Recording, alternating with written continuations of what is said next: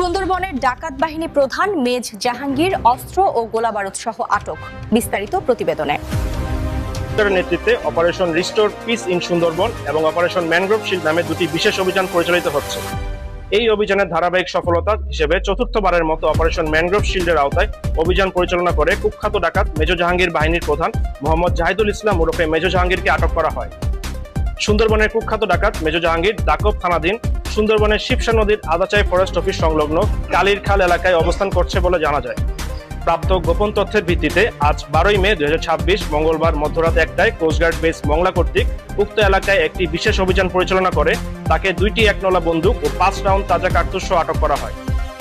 আটককৃত ডাকাত মোহাম্মদ জাহিদুল ইসলাম ওরফে মেজর জাহাঙ্গীর নড়াইল জেলার নড়াগাতি থানার বাসিন্দা। সে দীর্ঘদিন যাবৎ এ বাহিনীর প্রধান হিসেবে সুন্দরবনের ডাকাতি ও সাধারণ জেলেদের জিম্মি করে মুক্তিপণ আদায় করে আসছিল। জব্দকৃত অস্ত্র, গোলাবারুদ ও আটককৃত ডাকাতের পরবর্তী আইনানুগ ব্যবস্থা গ্রহণের কার্যক্রম প্রক্রিয়াধীন রয়েছে।